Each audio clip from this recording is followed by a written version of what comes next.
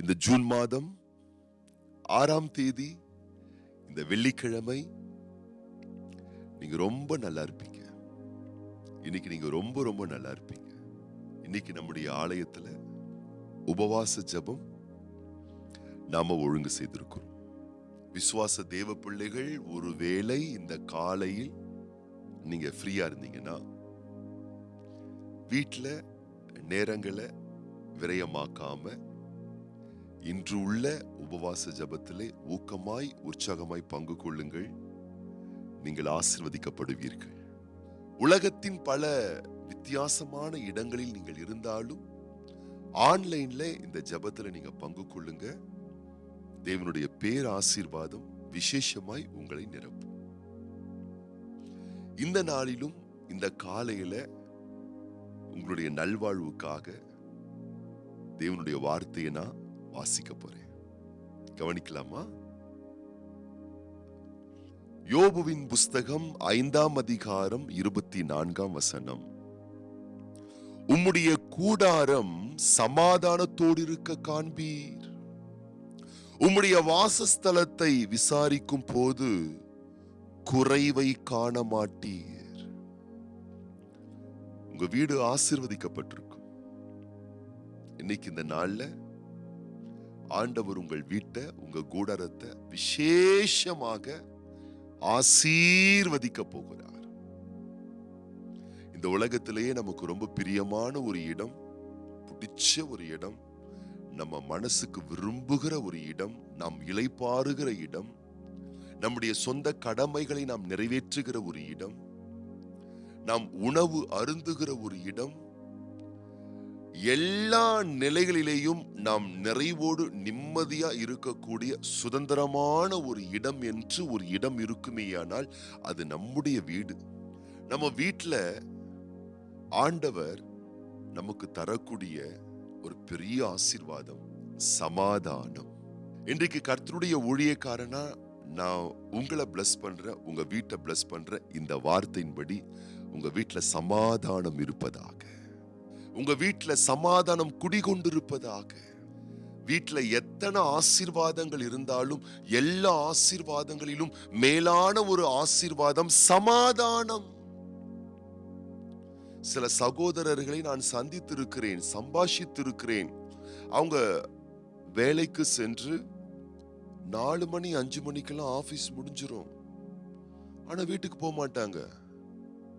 எங்கேயாச்சும் டீ கடையில போயிட்டு உட்காந்துக்கிட்டு, ஃப்ரெண்ட்ஸ் கிட்ட போய் உட்காந்து பேசிக்கிட்டு, இல்ல பார்க்ல போயிட்டு உட்காந்துக்கிட்டு, இல்ல ஏதாச்சும் ஒரு காரியத்தை செஞ்சு நேரத்தை விரயமாக்கிட்டு ராத்திரி 8 மணி 9 மணிக்கு போயிட்டு சாப்பிட்டுட்டு பேசாம படுத்துருவாங்க. அநேகருக்கு அவங்க வீட்டுக்கு போறதே பிடிக்க மாட்டேங்குது. ஒரே சண்டைங்க. வீட்டுல பிள்ளைங்க சரியில்லை, மனைவி சரியில்லை, புருஷன் சரியில்லை, அப்பா அம்மா சரியில்லை. வீட்டுக்கு போனா நிம்மதியே இல்லைங்க. வீட்டுக்கு போனா சந்தோஷமே இல்லைங்க. ஒரே சண்டை, ஒரே சச்சரவு, ஒரே வேதனை, ஒரே பாதை, ஒரே வியாதி, ஒரே இருள். இப்படி சொல்லக்கூடியவர்கள் ஏராளமான பேர்கள் இருக்கிறார்கள். ஆனா இன்னைக்கு கர்த்தர் சொல்றாரு, உன் வீட்டுக்குள்ள சமாதானம், குறைவில்லாத ஒரு நிறைவு, அது தேவன் தருகிற ஒரு பெரிய ஆசீர்வாதம். இந்த நாள்ல ஆண்டவர் அப்படிப்பட்ட ஒரு ஆசீர்வாதத்தால உங்க கூடாரத்தை, உங்க வீட்டை அவர் நிரப்ப போறாரு. யோபுவினுடைய வீடு ரொம்ப ஆசீர்வாதமான வீடு. ஆனா என்ன ஆச்சு? ஒரு நாள் அந்த வீடு இடிக்கப்பட்டது. அந்த வீட்டு பாழானது. அந்த வீட்டிலே மரண ஓலங்கள். அந்த வீடு சகிக்க முடியாத ஒரு வீடாய், குடியிருக்க முடியாத ஒரு வீடாய் நாசமாக்கப்பட்டது. ஆனா எத்தனை பெரிய ஒரு ஆச்சரியம்! பாழாய் போன, பழுதடைந்த, வாதிக்கப்பட்ட அவனுடைய வீடு மீண்டும் கட்டப்பட்டது. யாரால்? மனிதனால் அல்ல, தேவனால் கட்டப்பட்டது. தேவன் ஒருவரால் மாத்திரம்தான் அற்புதமாய் வீட்டை கட்டி கொடுக்கக்கூடியவர். எழுத்தின் பிரகாரமாய் கல்லு, மண்ணு, சிமெண்ட், ஜல்லிய வச்சு கட்டுற அந்த வீட்டை மட்டும் நான் சொல்லல. நிம்மதி என்னும் வீடு, சமாதானம் என்னும் வீடு, விழுந்து போன தாவீதின் வீட்டை கூடாரத்தை தூக்கி உயர நிறுத்திய ஆண்டவர் இன்றைக்கு இந்த காலையில உங்க வீட்டுல விழுந்து போன நிம்மதி விழுந்து போச்சு, சமாதானம் விழுந்து போச்சு, ஐஸ்வர்யம் விழுந்து போச்சு.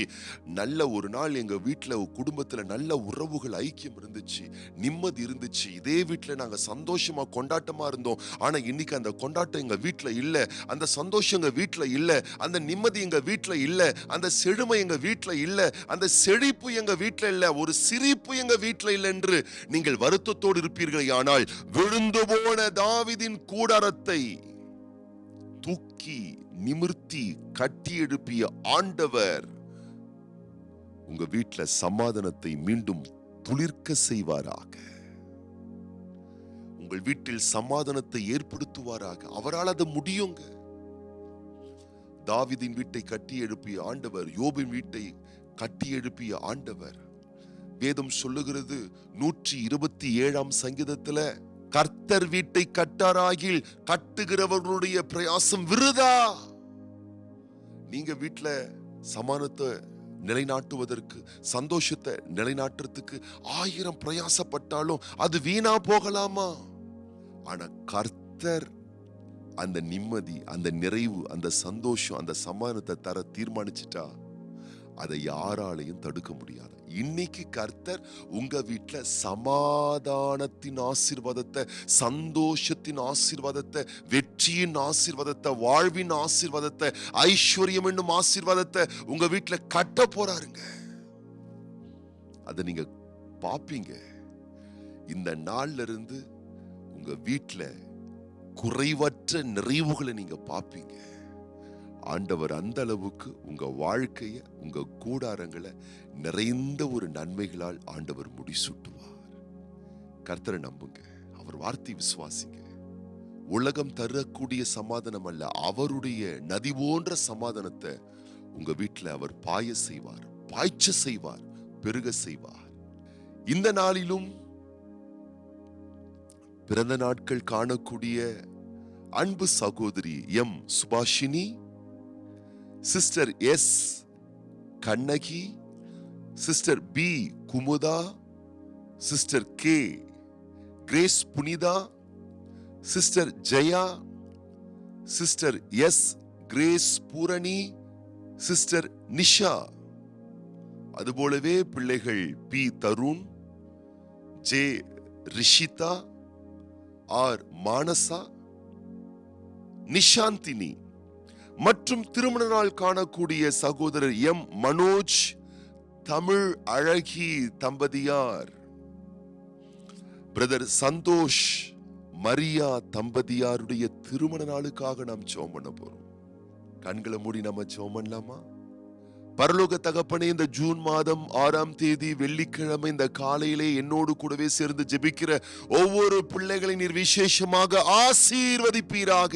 ஐயோ, என் வீட்டிலே நிம்மதி இல்லையே, என் வீட்டில் தினமும் சண்டை நடந்து கொண்டிருக்கிறது, சமாதானமே இல்லைங்க. என் வீட்டுல ஒரே வியாதிங்க, சம்பாதிக்கிற பணமெல்லாம் மருத்துவத்துக்கே செலவழிக்கப்படுதுங்க, எந்த ஒரு ஆசீர்வாதமும் தங்கவே மாட்டுதுங்க.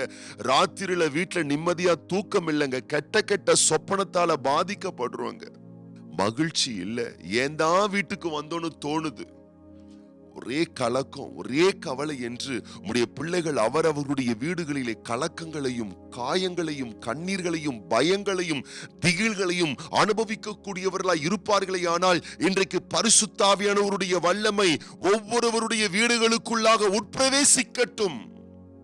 உம்முடைய சமாதானத்தினால் ஒவ்வொரு பிள்ளைகளுடைய வீட்டை நீர் நிரப்புவீராக. நித்திய ஆசீர்வாதங்கள் ஒவ்வொரு பிள்ளைகளுடைய வீட்டை தங்கட்டும். ஒவ்வொரு பிள்ளைகளுடைய வீடுகளிலே நித்திய ஆசீர்வாதங்கள் தங்கியிருக்கட்டும்.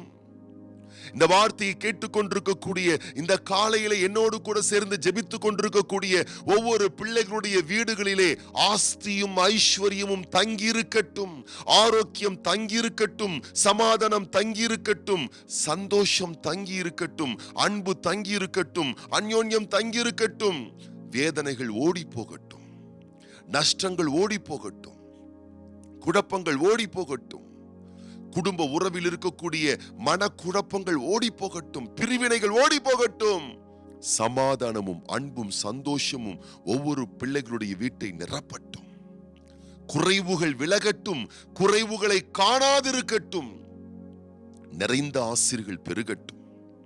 வளமுள்ள வாழ்க்கை ஒவ்வொரு பிள்ளைகளுக்கு சாத்தியமாகட்டும் தேவனே. இந்த நாளிலும் பிறந்த நாட்கள், திருமண ஆண்டுகள் காண்கின்ற ஒவ்வொரு பிள்ளைகளையும் பரலோக தேவன் ஆசீர்வதிப்பீராக. உம்முடைய விலையேற பெற்ற ஆசீர்வாதம் ஒவ்வொரு தெய்வ பிள்ளைகளையும் நிரப்பட்டும். இந்த நாள் உம்முடைய பிள்ளைகளுக்கு, இந்த பிறந்த நாட்கள், இந்த திருமண ஆண்டுகள் உம்முடைய பிள்ளைகளுக்கு விசேஷித்த நாட்களை, ஆண்டுகளை அமையட்டும் ஐயா. உம்முடைய வருகை வருமட்டும் இதுபோல இன்னும் அநேக பிறந்த நாட்களை, திருமண ஆண்டுகளை நம்முடைய பிள்ளைகள் காணட்டும். வாழ்நாட்கள் எல்லாம் களி கூர்ந்து மகிழ்ந்திருக்கும்படிக்கு இந்த காலையிலே புதிதும் நலமும் நன்மையுமான ஆசீர்கள் உம்முடைய பிள்ளைகள் மேல் வருஷிக்க பண்ணுவீராக. உம்முடைய பிள்ளைகளை வாழ்த்துகிறோம், ஆசீர்வதிக்கிறோம். இயேசு கிறிஸ்துவின் நாமத்தினாலே ஜெபிக்கிறோம் எங்கள் நல்ல பிதாவே, ஆமேன். நீங்க நல்லா இருப்பீங்க. உங்க வீடு ரொம்ப நல்லா இருக்கும். உங்கள் குடும்ப உறவு ரொம்ப நல்லா இருக்கும். கர்த்தர் இன்னைக்கு உங்களை ரொம்ப நல்லா வச்சுப்பார்.